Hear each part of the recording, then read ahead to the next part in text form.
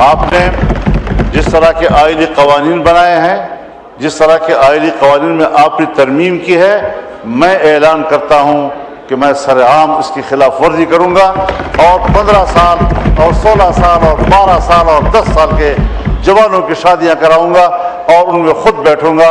آپ بتائیں گے کہ پھر آپ کس طرح میرا مقابلہ کرتے ہیں۔ میں آپ کے قانون کو چیلنج کرتا ہوں، میں آپ کی قانون سازی کو چیلنج کرتا ہوں۔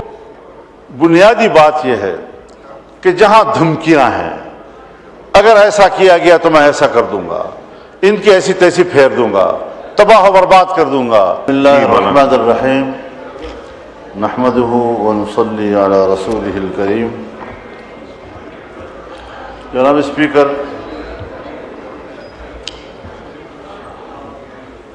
آج ایسا مجھے محسوس ہو رہا ہے کہ آپ کچھ دباؤ میں ہیں اور نارمل موڈ میں نہیں ہیں، تو اس ایوان کی کارروائی میں آپ کے موڈ کا بھی بڑا رول ہوتا ہے۔ کچھ تھوڑا سا اپنے آپ کو نارملائز بھی کیا جائے، نیوٹرلائز بھی کر لیں اپنے آپ کو، تو پھر انشاءاللہ ہم اپنی بات بڑی اچھی طریقے سے ڈیلیور کر سکیں گے۔ مولانا صاحب، یہ وہ کرسی ہے جہاں نہ حکومت خوش ہوتی نہ اپوزیشن خوش ہوتی، تو یہ سب سے مشکل کرسی ہے، اور دباؤ میں تو میں ہر وقت ہی رہتا ہوں کہ ان کو بھی بچانا ہے، ان کو بھی بچانا ہے، ان کو بھی موقع دینا ہے، ان کو بھی موقع دینا ہے، مگر میں اس دباؤ میں نہیں آتا جو زبردستی کرانے کے لیے یہاں کھڑ کے لیا جاتا ہے۔ میں نے کہا تھا تشریف رکھے۔ جی شکریہ۔ بات زبردستی کی نہیں ہے، ایک رکن ایوان کی حیثیت سے گفتگو کا اور اپنی بات کرنے کے حق کی ہے، سو وہ ہمارا حق ہے۔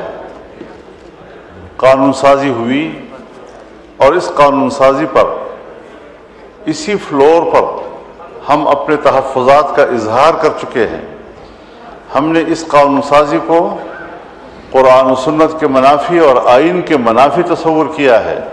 جو شخص جیسے چاہے قانون سازی کرے، کس کی پیروی ہو رہی ہے، کس ایجنڈے کی پیروی ہو رہی ہے، اس پر میں اپنے شدید احتجاج اس ایوان کے فلور پر نوٹ کرا رہا ہوں، اور یہ بات واضح کر دینا چاہتا ہوں کہ ہم ایسے قانون ملک پہ چلنے نہیں دیں گے۔ آپ نے جس طرح کے آئلی قوانین بنائے ہیں، جس طرح کے آئلی قوانین میں آپ نے ترمیم کی ہے، میں اعلان کرتا ہوں کہ میں سرعام اس کی خلاف ورزی کروں گا اور 15 سال اور 16 سال اور 12 سال اور 10 سال کے جوانوں کی شادیاں کراؤں گا اور ان میں خود بیٹھوں گا۔ آپ بتائیں گے کہ پھر آپ کس طرح میرا مقابلہ کرتے ہیں۔ میں آپ کے قانون کو چیلنج کرتا ہوں، میں آپ کی قانون سازی کو چیلنج کرتا ہوں، میں آپ کی ذہنیت کو چیلنج کرتا ہوں۔ یہ کیا طریقہ ہے ہمارے ملک میں مسلمان کہلانے والے؟ یہاں پر آپ کے نائب وزیر اعظم اور وزیر خارجہ نے فلور پر میری گفتگو کے جواب میں فرمایا کہ ہم بھی تو اللہ اور رسول کو ماننے والے ہیں، اگر آپ کی نظر میں یہ اس کے خلاف ہے تو آپ ترامیم دیں۔ میں نے ان سے فون پر بات کی اور میں نے کہا کہ آپ نے فوری طور پر مجھے جواب دیا ہے، ذرا اپنے ماحول سے مشورہ کر کے آپ نمائندگی لے لیں، مینڈیٹ لے کر پھر آپ بتائیں، ہم ایک کمیٹی بنا کر آپ کے ساتھ بات کرنے کو تیار ہیں۔ انہوں نے کہا ٹھیک ہے۔ اس کے بعد کوئی سوال جواب نہیں ہے۔ یہ ڈنگ ٹپاؤ والی سیاست جو ہے یہ شاید مناسب نہیں ہے۔ پاکستان اس طرح کیسے چلے گا؟ آپ تو جمہوریت کو شکست دے رہے ہیں، اور جو مسلح گروہ جو بیانیہ لے کر اٹھے ہیں، آپ قدم قدم پر ان کو تقویت دے رہے ہیں۔ ہماری توانائیاں یہاں پر کس بات پہ ضائع ہو رہی ہیں؟ ہم کس چیز کے لیے یہاں آئے ہوئے ہیں؟ ہم نے تو آئین کا حلف اٹھایا ہے، ہم تو جمہوریت کی بات کرتے ہیں، ہم تو پارلیمنٹ کی بات کرتے ہیں، ہم تو ووٹ کی بات کرتے ہیں۔ اور اگر مذہبی دنیا وہ پاکستان کے آئین کی نمائندگی کرتا ہے، آپ کے شانہ بشانہ کھڑا ہے، آپ یہاں پر اس قسم کی حرکتیں کر کے جس طرح آئین کو روند رہے ہیں، جس طرح عقیدے کو روند رہے ہیں، اور پھر ہماری توانائیوں کو تباہ و برباد کر رہے ہیں۔ جمہوریت شکست کھا رہی ہے، پوری دنیا میں شکست کھا رہی ہے۔ اور میں نے کل کی گفتگو میں بھی یہ کہا تھا کہ پوری دنیا میں جمہوریت ختم ہو رہی ہے۔ اب یا سرمایہ داریت ہے اور یا آمریت ہے، اور وہ راج کر رہی ہے۔ بات ہو رہی ہے بورڈ آف پیس کی، مجلس السلام کی، جو مسٹر ٹرمپ کا ایک نظریہ ہے۔ اس نظریے کا آغاز ان کے 20 نکاتی فارمولے سے ہوا ہے۔ 20 نکاتی فارمولہ امن کے لیے یہاں پر آپ کے وزیر خارجہ نے بیان دیا اس ہاؤس میں کہ اس پہ تبدیلی آئی ہے اور ہمیں بتائے بغیر تبدیلیاں لائی گئی ہیں۔ جب ہمارا اس پر اعتراض ہو گیا، فلور پر ہم نے اپنی قوم سے کہا، نمائندگان قوم سے کہا، اس کے بعد پھر آنکھیں بند کر کے وہاں چلے جانا اور ان کے 20 نکات کو قبول کرنے کا کیا تصور پیدا ہو سکتا ہے؟ کہیں کوئی ضمیر، کہیں کوئی ایک خود اعتمادی اپنے اوپر، کبھی اپنے ملک اور قوم پر خود اعتمادی، اور آج ہم اس میں جا رہے ہیں۔ آپ مجھے بتائیں کہ کیا ٹرمپ نے نہیں کہا اور کل کی تقریر میں نہیں کہا ہے اکنامک فورم پر کہ اگر حماس غیر مسلح نہیں ہوتا تو ان کا وہی حشر کیا جائے گا جو لبنان میں حزب اللہ کا کیا گیا؟ تو لبنان میں حزب اللہ پر حملہ اسرائیل نے کیا تھا، یعنی وہ فلسطینیوں کی قوت مزاحمت کو تو ختم کرنا چاہتا ہے اور اسرائیل کی قوت جارحیت کو تقویت دے رہا ہے۔ اور آج تک جتنے معاہدات ہوئے ہیں ان تمام معاہدات کی تاریخ پڑھ لیں، اس میں انہوں نے فلسطین کو سکیڑا ہے اور اسرائیل کو سپیس دیا ہے، مسلسل سپیس دیا ہے اس کو۔ ہم ایسے حالات میں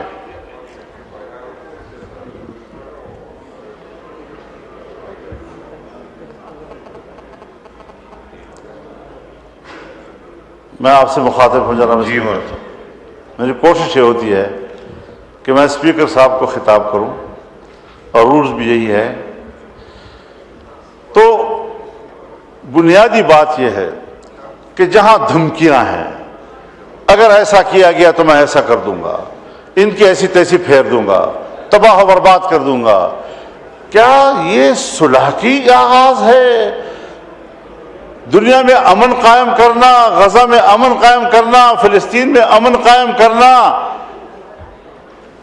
افغانستان آئے امن کے لیے آ رہے، 20 سال تک اینٹ سے اینٹ بجا دی اس کی۔ عراق میں آئے امن قائم کرنے کے لیے آئے ہیں، عراق کی اینٹ سے اینٹ بجا دیا آپ نے۔ لیبیا میں آئے ہم امن کے لیے آئے ہیں، لیبیا کو تباہ و برباد کر دیا، منقسم کر دیا، آج وہاں کوئی نظام موجود نہیں ہے۔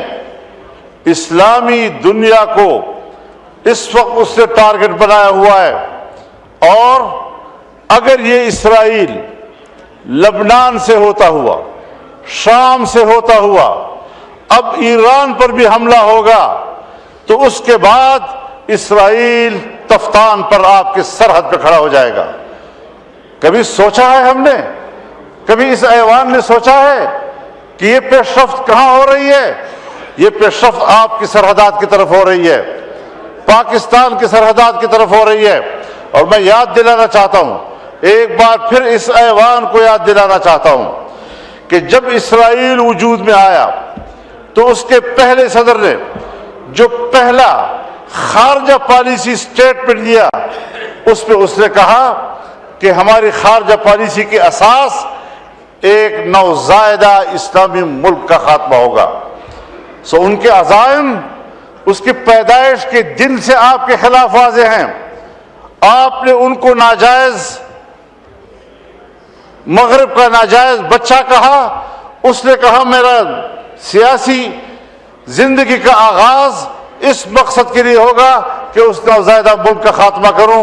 ان کے ارادے بھی واضح ہیں، آپ کی سوچ بھی واضح ہے، اس کے بعد ہم آنکھیں بند کر کے دوڑ جاتے ہیں اور سیاسی قوت ہو ایک ہی جگہ پر دوڑ رہے ہوتے ہیں تاکہ ہم کسی طریقے سے اس بت کو راضی کر سکیں۔ اللہ کے مقابلے میں آج تم ایک ٹرمپ بت کو راضی کرنے کے میں لگے ہوئے ہو، اس سے بڑا شرک اور نہیں ہو سکتا۔ پاکستان کو اگر بچائے گا تو اللہ کی ذات بچائے گا. اگر پاکستان کو بچائے گا یہ 99 صفات اللہ کے ضمانت دیں گے. خدا کی قسم امریکہ نے آپ کے بنگال کو بھی نہیں بچایا, اور آج اگر یہ ملک ٹوٹے گا تب بھی آپ کو نہیں بچائے گا. کچھ خدا کا خوف کرو. ہم کدھر جا رہے ہیں؟ ایک قوم کی آزادی سلب ہو رہی ہے. 70,000 لوگ شہید کر دیے گئے ہیں. 1 لاکھ سے زیادہ بیماری اور بھوک سے مر گئے ہیں. 1.5 لاکھ سے زیادہ بے گھر ہو چکے ہیں. اور اس کے باوجود ہم ایسے صلح کو قبول کر رہے ہیں, ایسے فورم پر جا رہے ہیں جس کا آغاز دھمکیوں سے ہو رہا ہے, جس کا آغاز ایک فریق کو. اور اسرائیل کہتے ہیں اقوام متحدہ میں بھی تو اسرائیل بیٹھا ہے تو پاکستان بھی بیٹھتا ہے, سلامتی کونسل میں بھی تو اسرائیل بیٹھتا ہے تو پاکستان بھی بیٹھتا ہے. اگر یہ دلیل ہے آپ کی تو پھر آپ مجھے بتائیں کہ 1948 سے لے کر آج تک آپ کے پاسپورٹ پر کیوں لکھا ہوا ہے کہ سارے ویزے لگ سکتے ہیں سوائے اسرائیل کے؟ اگر بیٹھنا کسی جگہ پر کسی فورم پر وہ دلیل ہے, لیکن آج وہ غزہ کے معاملے میں صرف فریق ہی نہیں قاتل ہے, اور عالمی عدالت انصاف نے اس کو مجرم قرار دیا ہے اور یہ حکم دیا کہ جہاں سے وہ گزرے کسی بھی ملک میں اس کو گرفتار کیا جا سکتا ہے. مگر امریکہ میں بھی اس کو پروٹوکول دیا جا رہا ہے, ٹرمپ بھی اس کو پروٹوکول دے رہا ہے, اور ایک قاتل ایک فریق آج وہ صلح کے میز پر بیٹھا ہوگا, ثالثی کا کردار ادا کرے گا. کوئی ہے خدا کا خوف کہیں پر؟ کرو, سب کچھ کرو, ہمیں امن چاہیے, لیکن امن چاہیے کہ بھی راستے ہوتے ہیں. ہم قبائلی لوگ ہیں, جرگوں کو جانتے ہیں, صلح کے اصولوں کو جانتے ہیں, کس طرح معاملات ہوتے ہیں. جناب اسپیکر, پاکستان پر رحم کرو خدا کے لیے. ہندوستان ہمارا دشمن, افغانستان سے ہماری لڑائی, چین ہم سے مایوس, ایران کے ہمارے بارے میں تحفظات. ہم جس جغرافیائی ماحول میں گھرے ہوئے ہیں, ہر طرف معاشی ترقی ہو رہی ہے, ایک پاکستان ہے جو ڈوب رہا ہے. کیا کبھی آپ نے اپنے ملک کی معیشت کو بہتر بنانے کا سوچا ہے؟ کیا آپ نے کبھی اپنے غریب کو سوچا ہے؟ اس حوالے سے ہم جس طرف جا رہے ہیں یہ پاکستان کے مستقبل کی تاریکی کا ایک اقدام ہے. ہم نے پارلیمنٹ سے نہیں پوچھا, آج کم از کم یہاں ایک قرارداد آنی چاہیے. جناب اسپیکر, اگر ہمارے اندر ضمیر ہے, میں حکومت سے بھی کہنا چاہتا ہوں, آپ بھی پاکستانی ہیں, اپوزیشن سے بھی کہنا چاہتا ہوں, ہم سب ایک قوم ہیں, کم از کم ان شرائط کی بنیاد پر بورڈ آف پیس کو پارلیمنٹ آج مسترد کر دے. اگر پرائم منسٹر صاحب گئے ہیں, انہوں نے اس ایوان کو اعتماد میں نہیں لیا, انہوں نے اپنی کابینہ کو اعتماد میں نہیں لیا, کیوں چلے گئے ہیں اتنے بڑے مسئلے کے اوپر؟ آخر 1 لاکھ لوگ شہید ہوئے ہیں, در بدر ہو گئے ہیں, گھروں سے نکل چکے ہیں. ہمارا کہاں کیا مقام رہ گیا ہے دنیا کے اندر؟ نماز کا ٹائم. اس حوالے سے ہمارے بہت تحفظات ہیں, اور اگر اس قسم کے فورم پر ہمارا ملک بیٹھتا ہے, میں آپ کی اس حکومت کو جعلی بھی کہہ چکا ہوں, آپ کی اکثریت کو جبری بھی کہہ چکا ہوں, اور جعلی اور جبری نظام کے خلاف اپنے جہاد کو جاری رکھنا یہ ہمارا قومی فریضہ ہوگا, دینی فریضہ ہوگا, اور انشاءاللہ العزیز یہ جنگ جاری رہے گی. آپ نہیں جیت سکیں گے یہ جنگ. اللہ تعالیٰ ہماری مدد فرمائے, لیکن آپ ذرا مہربانی کریں, ایوان سے کہیں کہ اس طرز عمل کو مسترد کر دے, اور آئیں ایوان سے مشورہ کریں, ملک سے مشورہ کریں, عوام کے نمائندوں سے مشورہ کریں, اپنی کابینہ سے کم از کم مشورہ کریں, اور قانون سازی جہاں پر شریعت انوالو ہو کم از کم اسلامی نظریاتی کونسل میں بھیج دیں. اس طرح نہیں ہوگا کہ جس طرح آپ نے کہا آپ ہمیں ہانگ کریں گے. میں نے دیا تھا فلور میں, آگے دے دیا. ہم جی شکریہ. ہم معزز انسان ہیں الحمدللہ, ہم معزز قوم ہیں, آزادی ہماری تاریخ ہے, اس کے لیے قربانیاں ہماری تاریخ. نماز نہیں اب رکے گی ہمارے لیے. جی شکریہ, جی شکریہ, جی ہاں شکریہ جی.